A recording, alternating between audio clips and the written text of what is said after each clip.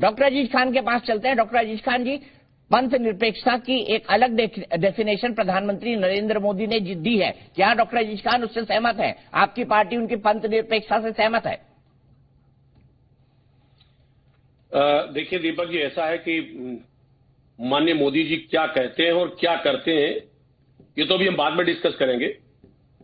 अभी साजिया जी कह रही हैं कि जो भी स्कीम आता है वो मुस्लिम कम्युनिटी को भी उस पर भागीदारी मिलती है, उसमें उसकी हिस्सेदारी मिलती है। भाई हिस्सेदारी कौन देता है?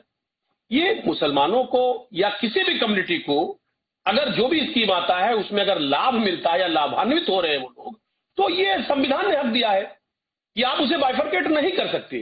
क्या आप संविधान का राइट भी नहीं देना चाहते हैं? पहली बात तो इसलिए जो आप कुछ करते हैं या जो सत्ता में बैठे लोग कर रहे हैं, जो सरकारें हैं, अगर वो कुछ करती हैं और वो उससे सभी लोग अगर लाभान्वित हो रहे हैं तो ये एक संविधान ने राइट दिया है। बाबा साहब अम्बेडकर जी ने कहीं ना कहीं इस चीज को बाकायदे लिखा है। एक बात। दूसरी बात मैं कह रहा हूं कि साहब सबका साथ सबका विकास अच्छी बात है, करना भी चाहिए, क्योंकि जिस तरीके से माननीय मोदी जी जिस शिखर पर बैठे हैं, हमारे देश के लोकप्रिय प्रधानमंत्री हैं, अगर वो ऐसी बात करते हैं तो निसंदेह हमें बिल्कुल खुशी है, हम उनका इस्तेकबाल करते हैं। तकलीफ कहां होता है इस बात का कि माननीय मोदी जी या भागवत जी ऐसे स्टेटमेंट देते हैं जिससे कहीं ना कहीं एक अच्छा माहौल बनता है। लेकिन दूसरी तरफ अगर आप देखें तो आप एमपी ले लें, एमएलए ले लें, हम जानना चाहते हैं मुसलमानों को कितना आप उनको कितना संरक्षित करते हैं, कितनी भागीदारी देते हैं? शून्य, कोई भागीदारी नहीं है।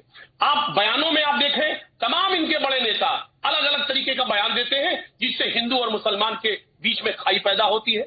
आप इस बात को देखिए कि इनके चुने हुए मंत्री बनाए गए मंत्री, आप देखिए कठुआ में गैंगरेप होता है, बाकायदा रैली निकालते हैं एक कौम विशेष के खिलाफ। आप झारखंड में देखिए इनके मंत्री समर्थन देते हैं जो मॉब लिंचिंग का आरोपी है उसके साथ में किस तरह उसे फूलमाला पहनाते हैं। आप देखिए बिल्किस बानो के जो आरोपी रहे उनके समर्थन में कुछ लोग कैसे इनके प्रतिनिधि कैसे निकल करके आते। सवाल इस बात का है कि अगर आप सबका साथ सबका विकास कहते हैं और सबके साथ सबके विकास की बात करते हैं तो करके भी दिखलाइए, सिर्फ बातों से नहीं होना है। सिर्फ संसद में भाषण देने से या पब्लिक प्लेस में वोट लेने के लिए अगर ऐसी बात आप करते हैं तो इसका ये बहुत ही दुखद है, ऐसा नहीं होना चाहिए। लेकिन आज हकीकत ये है इनके जो बड़े नेता हैं उस बात को नीचे स्तर तक नहीं पहुंचा पा रहे। अब मोहन भागवत जी बहुत बार बोले कि साहब हिंदू मुसलमान का डीएनए एक है, लेकिन क्या हो रहा है? वही आरएसएस के लोग, वही विश्व हिंदू परिषद के लोग और तमाम ऐसे लोग लगातार इसी तरीके से जहर की बात करते हैं जो कहीं ना कहीं एक खास कौम, एक खास तबका उससे डरता है। ठीक है, कहीं ना कहीं उसका शिकार होता है।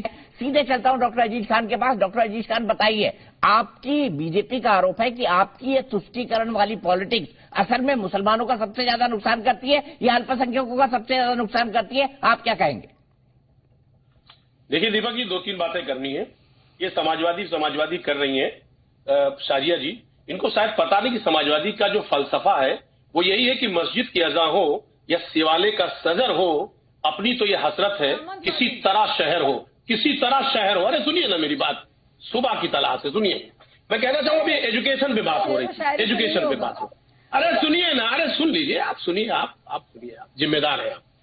आप कह रहे हैं एजुकेशन, सच्चर कमेटी और रंगनाथ मिश्र की जो रिपोर्ट की जो आयोग की जो रिपोर्ट है उसमें साफ साफ कहा गया कि साहब मुसलमानों का जो स्टेटस है वो दलितों से भी बदतर है। सुन लीजिए आप थोड़ा मौका दें। एजुकेशन के बारे में कहा गया था बहुत ही एजुकेशन कम है। दीपक इनको रोकिए पहले, हम इनके साथ आप जैसे लोगों को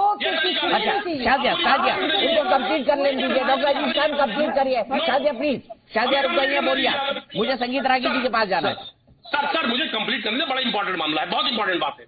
और आप देखिए जिस एजुकेशन की कमी है मुस्लिम कम्युनिटी में, एक तरफ तो सबका साथ सबका विकास और कह रहे हैं मुस्लिम कम्युनिटी को हम प्रमोट करना चाहते हैं, हम साहब उनको साथ लाना चाहते हैं, उनके एजुकेशन के साथ खिलवाड़ कर रहे हैं आप नहीं चाहते मुस्लिम बच्चा पढ़े, पहली बात। दूसरी बात मैं जानना चाह रहा हूं, संगीत रागी साहब कह रहे थे कि भारत का मुसलमान भारतीय होकर काम करे।